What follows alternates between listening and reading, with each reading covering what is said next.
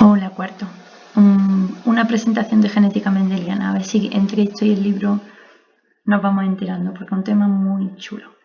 Lo he cogido del Instituto Suez de Fuengirola, he hecho un batiburrillo de varias. A ver qué os parece. Genética mendeliana. Bueno, lo primero, repasar lo que es la genética, que ya sabemos por el tema pasado y en general, que es la ciencia que estudia los componentes hereditarios que producen variabilidad entre los seres vivos. Esto es la herencia. Fundamental para entender la evolución de cualquier cosa, hasta de los virus. La genética estudia el material, el ADN, que sabemos que se encuentra en los cromosomas de todas las células eucariotas. Los cromosomas creo que sabemos que son el material genético de una célula en división. ¿Vale? Cuando la célula está en interfase, trabajando normal, que no se está dividiendo, el material genético de ADN y proteína se encuentra en forma de cromatina. Como vamos a hablar de herencia, tenemos que hablar de formación de gametos, por tanto de división, y siempre vamos a hablar de cromosomas, para entenderla. Eso no quita que Mendel, que es el que se considera el padre de la genética, no conocía el microscopio ni los cromosomas y aún así sentó las bases de esta ciencia. Pero bueno, nosotros con los cromosomas vamos.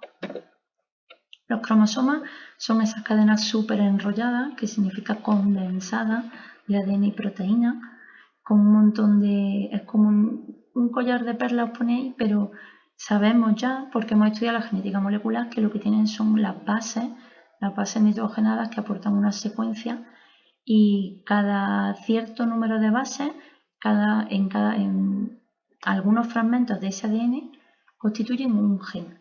¿Vale? En un cromosoma puede haber un montón de genes. Si el cromosoma es chiquito suele tener menos genes y si el cromosoma es grande, pues más. Entonces un gen es un fragmento de ADN que lleva la información para un carácter hereditario. El conjunto de genes que determina todos los caracteres hereditarios de una especie es el genoma de esa especie. Cosas que tenemos que recordar. Esta imagen a lo mejor suena de un examen que tuvimos. No lo sé, si os acordaréis. En casi todas las células los cromosomas se observan por pareja y cada cromosoma de una pareja recibe el nombre de cromosoma homólogo. En esta imagen observamos dos parejas de cromosomas homólogos. Cada cromosoma homólogo es idéntico a su otro homólogo, pero distinto de los de la otra pareja. El número de parejas de homólogos es característico de una especie. Sabemos que en la especie humana tenemos 46 cromosomas, 23 parejas, y en este organismo modelo que tanto se usa para el estudio de la genética y de tantas cosas, Drosophila melanogaster, que se llama la mosca del vinagre o la mosca de la fruta, hay solamente 4 parejas, 8 cromosomas. Todos estos cromosomas los estudiamos, los cromosomas, las características de los cromosomas se llaman el cariotipo y se representan, cuando se ponen así ordenaditos y de grande a chico, se llama un cariograma. Aquí tenéis un cariograma humano, tiene las 23 parejas de cromosomas, de ellos, del 1 al 22, por orden, ¿verdad? Estarían los cromosomas no sexuales, que también se llaman autosomas. Tenemos 22 parejas de autosomas. Y el último espacio se reserva para los cromosomas sexuales, que se llaman también heterocromosomas. Este cariograma que es de una mujer o de un varón. ¿No? Aquí. Bueno, lo deberíamos saber porque ya habíamos estudiado qué es lo que vamos a ver en esta imagen, cómo se hereda el sexo, qué es lo que determina que un cigoto, que una persona, vaya a ser masculina o femenina, por lo menos a nivel de cromosomas, ¿no? Fundamental. Pues en la especie humana y en otras muchas especies animales, el sexo viene determinado por unos cromosomas que en el caso de las mujeres son iguales y por eso se dice que la mujer es el sexo homogamético, y en el caso de los varones son diferentes y se le llama el sexo heterogamético. Entonces, si os fijáis cómo vamos representando aquí el cruce bien, porque así vamos a ir haciendo todos los de los distintos problemas de genética. Aquí se dice el cruce y lo primero que hacemos para ver cómo se va a hacer ese cruce es sacar los gametos. Nos acordamos que aunque la mujer tenga 2 cromosomas sexuales, Luego los gametos, por aquello de la meiosis, solo van a tener uno. La mujer en el caso de la X y en los varones exactamente igual. Entonces, los óvulos de la mujer solo pueden tener, en cuanto a cromosomas sexuales, solo son de un tipo. Como son de un tipo, pintamos solamente un óvulo, ¿vale? Que van a llevar el cromosoma X. ¿Será este X o será este X? Pero solamente va a haber un tipo de óvulo en este sentido. Mientras que espermatozoides va a haber dos tipos. Va a haber cientos de millones, pero de dos tipos en cuanto al sexo. La mitad más o menos llevarán el cromosoma X y la mitad el cromosoma Y. Y entonces ahora viene la fecundación. Y que llega este espermatozoide con la X, pues fecunda el óvulo este y aparece un cigoto con las dos X, por lo tanto un cigoto femenino. Que no es este, que es el otro, que es el que lleva la Y. Pues se va a juntar el espermatozoide de la Y con el óvulo que solo puede ser de la X, dando lugar a un cigoto XY masculino. ¿Vale? ¿Os acordáis de esto? Entonces, cosas que también tenemos que tener súper claras. El concepto de alelo.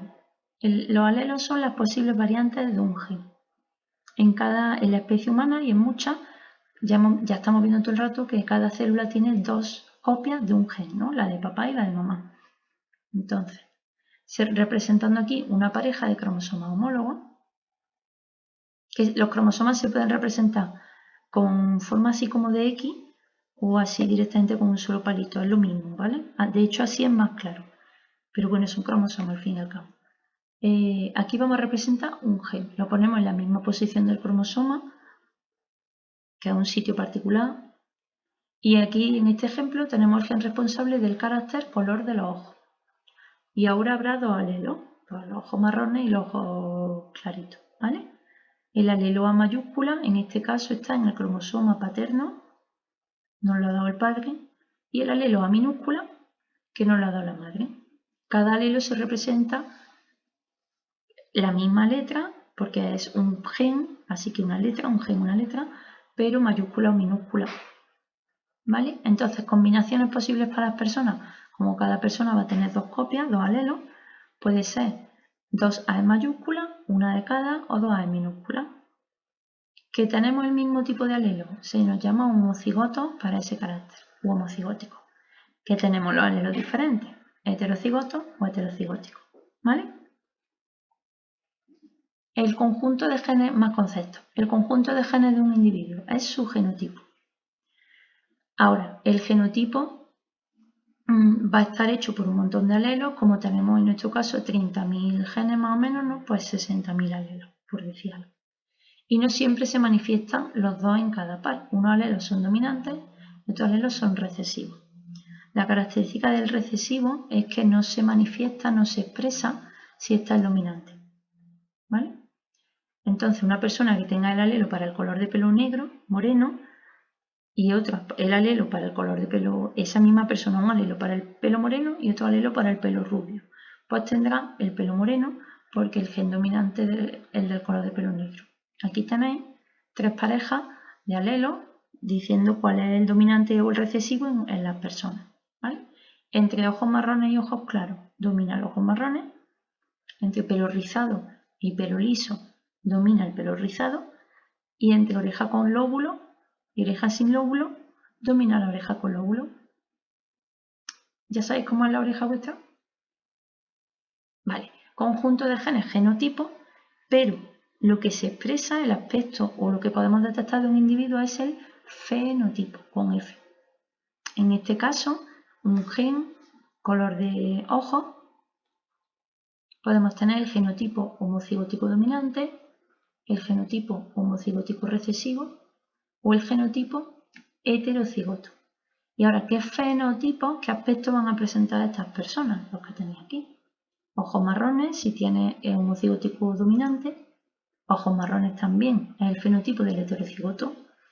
Y ojos azules, que es el carácter del recesivo, ¿no? Pues solo se expresa en homocigosis. Entonces, el conjunto de genes, genotipo, el aspecto, fenotipo, y el fenotipo que igual, pues depende del genotipo y del ambiente. El ambiente influye en la manifestación de los genes Y el ambiente de un gen que pues son los demás genes que haya en ese ADN, es lo que hay en el citoplasma, es lo que hay en el medio externo donde está esa célula o ese individuo. Y ejemplos, pues aquí tenéis la altura.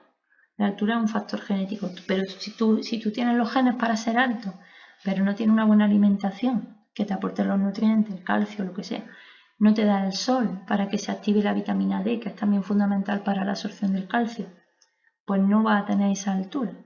Tu fenotipo, tu altura, va a depender de si tienes los genes o no, del genotipo y del ambiente tuyo, ¿vale? Para que se pueda expresar.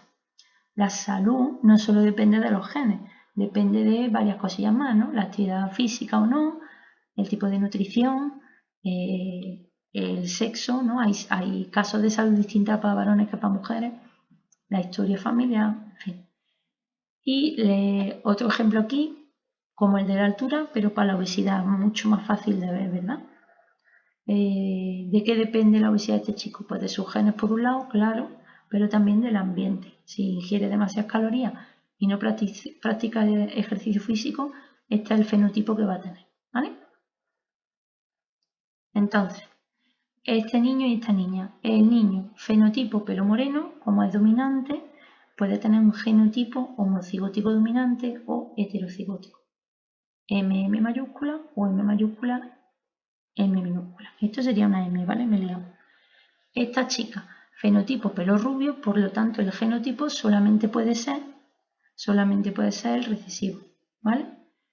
Nos pueden dar ganas de llamar a este de pelo moreno un gen con una M y a esta chica de pelo rubio decir aquí una R. Entonces la liamos, ¿vale? Es la misma letra para cada gen. Ya para los alelos, pues ponemos mayúscula y minúscula o superíndices, ya vamos viendo, pero la misma letra para cada gen.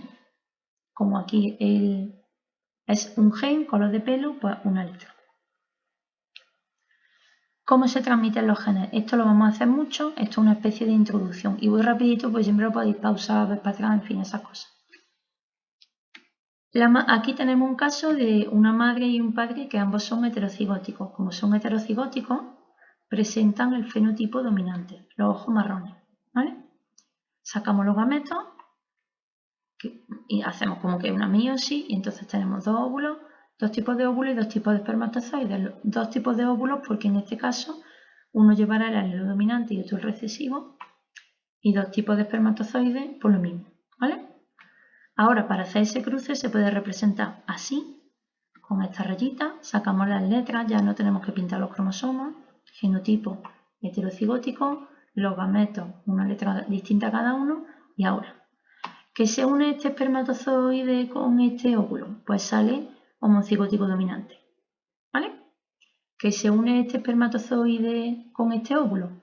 Heterocigoto. Este ya hemos terminado. Nos vamos al otro espermatozoide. ¿Que llega este espermatozoide a este óvulo? Heterocigoto. ¿Que llega este espermatozoide a este óvulo? Homocigótico recesivo, ¿vale? Estas son todas las combinaciones posibles. ¿Eso qué quiere decir? Que de una madre y una padre con ojos, de una madre y de un padre con ojos marrones, sí nos puede aparecer una descendencia con los ojos azules, en poquita proporción, pero aparece, ¿vale? Cositas en cuanto a la representación, pues eso, no hacerse lío con las flechas, hacerlo bien separadito. En los heterocigóticos, procurar respetar que la letra mayúscula se escribe antes y poco más. Si esto resulta lío, y en cruces que hagamos más adelante nos va a resultar lío, hay otra manera de representar el cruce que se llama un cuadro de Punnett, ¿vale? En el cuadro de Punnett, ¿qué hay que hacer? Pues primero se pone una fila con un tipo de gameto. En este caso han puesto los espermatozoides, podrían tener alelo dominante o alelo recesivo. Y en la primera columna, los otros gametos, en este caso los óvulos, uno con el alelo dominante y otro con el recesivo. Y ahora va rellenando la cuadrícula en medio, que se junta este con este. Dos alelos dominantes, homocigótico dominante, fenotipo ojos marrones. Que se junta este espermatozoide con este óvulo, heterocigótico, fenotipo dominante, ojos marrones. Que este con este, que este con este, homocigótico recesivo, ¿vale? Es decir, que hay un 25% de probabilidad de que esta pareja tenga un hijo, una hija con ojos claros, o una cuarta parte de los descendientes podrán tener los ojos claros. Esto siempre son cuestiones de probabilidades. Cuadro de Punnett. De estos vamos a hacer varios, pero más adelante, ¿vale? Entonces, sobre la representación.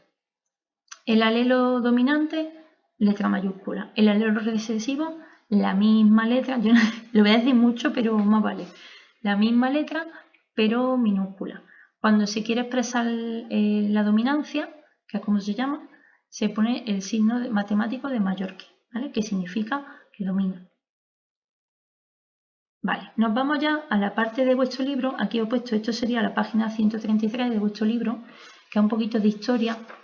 Normalmente yo la historia no me meto mucho, pero es que si no nos paramos con Mendel, no sé. Mendel, Gregor Mendel o Grigoriu Mendel, lo podéis también ver ahí. Se considera el padre de la genética, fundador de la ciencia. Hizo un trabajazo enorme como monje, que tenía una huerta. Y aparte él tenía conocimientos ya de botánica anteriores y sabía manipularla muy bien. Pues a mediados del siglo XIX, en los años 1800, propuso la primera explicación científica que hablaba sobre la herencia biológica, porque antes que eran las cosas más simples, se pensaba tipo como los colores, ¿no? Que mezclas negro con blanco y te va a salir gris. Y la genética no funciona así. Este hombre hizo un trabajazo enorme y lo explicó con una serie con unos enunciados que ahora se conocen como las leyes de Mendel y dio igual, ¿vale? Esta publicación pasó totalmente desapercibida y no le hizo caso pues, casi nadie. Pero unos años más adelante, gracias a que se descubrieron los cromosomas y cómo se comportaban en la división, y con el uso de las matemáticas, que tan esenciales son para la ciencia, se recuperaron estas leyes de Mendel y fue cuando se le dio un poco el nombre y además se empezó a hablar de genética hace ya, pues ya veis, siglo y pico. Bueno, aquí está, esto se puede visitar, hoy en día yo todavía no he ido, pero espero ir. Una de las cosas para hacer cuando podamos salir, este hombre estaba en un monasterio y estaba en la huerta, ¿vale? Hoy estaría en República Checa, cualquier excusa buena. Entonces, ¿por qué fue muy importante su trabajo? Porque eligió, él trabajó con guisante, que es una planta que se puede autopolinizar. Tú puedes coger el polen de una flor y ponerlo en el pistilo de la misma flor, con lo que controla muchísimo la herencia, los cruzamientos. Y aparte que él estudió unas características que las tenía en el libro y las vamos a ver ahora, que eran muy fáciles de diferenciar unas de otras. Mucho mérito, ¿vale? Pero aparte usó una metodología que siempre se pone de ejemplo, aunque no está en biología, de ejemplo de uso del método científico. Ese de veo algo en la naturaleza, me planteo un problema, elaboro una hipótesis, ahora experimento para ver si esa hipótesis es cierta y si no, elaboro otra, en fin. Y aparte hizo un gran trabajo también con las matemáticas, las probabilidades. Las 7 características que estudió Mendel en la planta del guisante eran estas que tenía aquí, ¿vale? El color de la flor, que podía ser o morada o blanca, la posición de la flor en la planta, que podía estar en el eje o ser terminal, estas que son las que más vamos a trabajar, el color de la semilla es el guisante, ¿vale? Lo que nosotros llamamos el guisante, que aunque no la veamos mucho, puede ser amarilla o verde, la forma de la semilla, nosotros siempre lo vemos lisitos, pero también lo hay arrugado, y luego forma de la vaina, color de la vaina y longitud del tallo. Este ya no es del Instituto Suel, pero me encanta. ¿Qué hizo Mendel? Empezó cruzando plantas de guisante de color verde. ¿Y qué pasó? Pues obtuvo guisantes verdes. Hasta ahí bien, parecía todo muy normal. Y pasó igual cuando cruzó plantas de guisantes amarillo.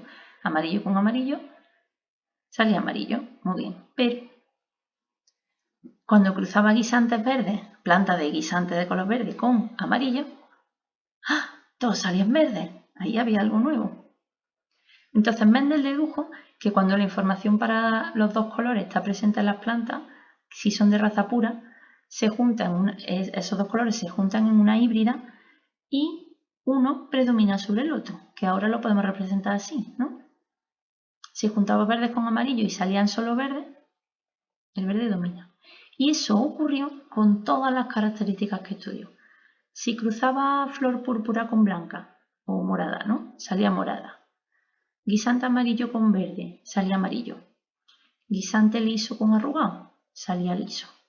Y así con todas. En todas las características, la F1, ¿vale? Esta es la generación parental, son puros. La F1 son todos híbridos. Era siempre igual y tenía una de las características de los parentales solo. ¿Vale? Y entonces dijo, bueno, ¿y si ahora cruzamos los híbridos y si cruzamos la F1? Pues pasó lo que hemos visto antes con los ojos marrones, ¿vale? Teníamos antes mamá y papá de ojos marrones y podían salir gente de ojos azules, pues igual. Entonces, la información del color amarillo no había desaparecido. Aunque la F1 eran todos verdes, seguían teniendo en algún lado oculto la información del amarillo. Estaba enmascarada, ¿vale? Así que él dedujo que tenía que haber como dos paquetes de información. En las puras, que es lo mismo como cigótica, ahora ambos paquetes eran iguales y en las híbridas distintas. Así que teníamos guisantes verdes puros, homocigóticos, guisantes verdes híbridos, heterocigóticos y guisantes amarillos puros, homocigóticos, que ahora ya sabemos que es recesivo, ¿vale? Entonces, no contento con eso, luego también estuvo trabajando, hizo cruces mirando dos características a la vez. Miraba el color y la textura. Entonces cruzó guisantes verdes lisos con guisantes amarillo rugoso. Verde liso, amarillo rugoso. ¡Pum! Y salió una F1 toda de guisantes verde y liso. Y ahora cruza los híbridos, ¿vale? ¿Cómo estamos representando esto? Esto lo vamos a ver mucho más tranquilamente después, pero como estamos hablando de dos características, pues usamos dos letras, ¿vale? Para cada gen una letra. Color y textura. La A mayúscula si es verde, la A minúscula es si es amarillo. La B mayúscula si es liso, la B minúscula si es rugoso. Entonces, cuando cruzaban los puros de la generación parental, en los gametos, esto ya digo, lo vamos a ver después, pero os lo suelto ahora rápido a ver quién lo pilla. Los gametos llevarían una de las A y otra de las B. Una de las A y una de las B. Así que todo, juntando los gametos de aquí con los de aquí, mayúscula con minúscula, te sale mayúscula, minúscula, todo híbrido y todo igual. Liso y verdecito. ¿Y ahora qué pasa si cruzas estos híbridos? ¡Pum! No solo aparecen los mismos que había, digamos que serían los abuelos, no solo tenemos guisantes verde y liso y amarillo y rugoso, sino que nos aparecen combinaciones nuevas que no habían estado antes en la familia. Nos van a aparecer verde rugoso y amarillo liso. ¡Ah! Sorpresa absoluta. Es decir, que la información no solo se conservaba, que ya se había dado cuenta que estaba ahí como enmascarada, sino que se heredaba de manera independiente, no por ser verde iba a ser liso y no por ser amarillo iba a ser rugoso, ¿vale? Efectivamente, si los paquetes de información se repartían al azar entre los gametos, aparecían todas las combinaciones. Y lo que él esperaba, las proporciones que esperaban con todas las matemáticas que usó, coincidieron con lo que luego él consiguió en su huerto. Para hacer los cruces de los híbridos, de estos, cuando hablamos de dos caracteres, aquí ya sí o sí hay que usar un cuadro de Punnett, porque como se haga la rayita, te vuelve más areta, ¿vale? Os recuerdo que en el cuadro de Punnett iremos poniendo en la primera fila los gametos de un parental, la planta macho, por ejemplo, que da el polen, y en la primera columna los gametos del otro parental, el óvulo, ¿vale? Y con los híbridos pueden dar cualquier tipo de gameto. Todos tienen que llevar una A y una B, pero unos llevarán grandes, otras chicas, ¿vale? Y entonces combinaciones. Si se junta este con este, pues dos A mayúsculas, dos B mayúsculas. Y si se va rellenando, que esto lo iremos haciendo despacito, es cuando nos salen estas proporciones. Si os fijáis, tenemos 4 y 3, 7, 8, 9, verdes lisos. Tenemos 3, 1, 2 y 3 verdes rugosos. Tenemos 3 amarillos lisos y uno de los 16 es amarillo rugoso. Esas son las proporciones. De cada 16, 9 3, 3, 1, ¿vale? 9 con doble dominante, 3 con un dominante y el otro homocigótico recesivo, las características, 3 el otro primero homocigótico recesivo y luego el otro dominante, y un 16avo con el doble homocigótico recesivo. Ya lo iremos viendo despacito, pero primero os recuerdo que Mendel ni hablaba de gametos ni hablaba de genes, él hablaba de factores, ¿no? Pero ya sí sabemos lo que son. No podía explicar cómo ocurrían algunas cosas, pero sí podía saber qué ocurría. Y las conclusiones de estos trabajos las resumió en sus 3 famosas leyes. Vamos a ver ahora solo las primeras. Primera ley de Mendel. La primera ley de Mendel también se llama la ley de la uniformidad. La tenéis en vuestro libro en la página 134. Esta no es muy complicada. Lo que te dice es que si cruzas dos razas puras, te da una descendencia, una F1 híbrida, que es lo mismo que heterocigótica, uniforme, es decir, todas iguales, tanto en fenotipo como en genotipo. ¿Vale? Cruce de dos razas puras, descendencia híbrida uniforme. ¿Cómo representamos eso? Tenemos los dos parentales, que son puros, o dominantes o recesivos. Si representamos los gametos solo de un tipo, o llevan la mayúscula esto y esto lleva la minúscula, solo puede haber un tipo de fecundación. Toda la F1 es híbrida y toda igual, ¿vale?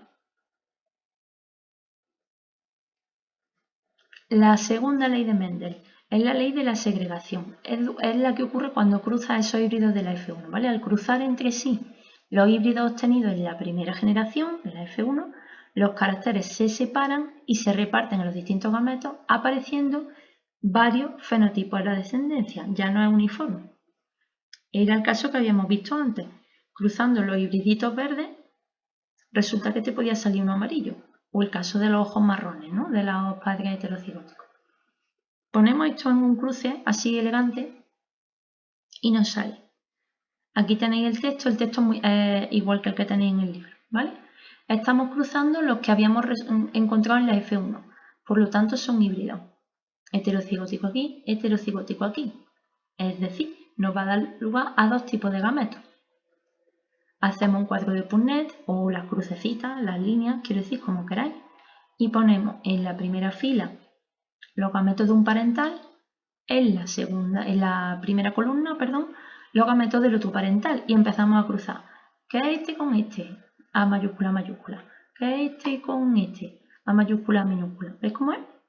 Este con este. Pum. Este con este. Resultado, el 25% o una cuarta parte de la descendencia, que es la F2 ya, va a tener el fenotipo distinto de los demás. ¿Vale? Luego sigue la tercera ley de Mendel, pero esa me ha parado. Os dejo hasta aquí, os voy pidiendo que os leáis el libro hasta la página 135, luego lo pongo en la Classroom y os pongo algunos problemitas para ver si nos estamos enterando, ¿vale? Llevo 28 minutazos, ya está bien. Bueno, hasta luego.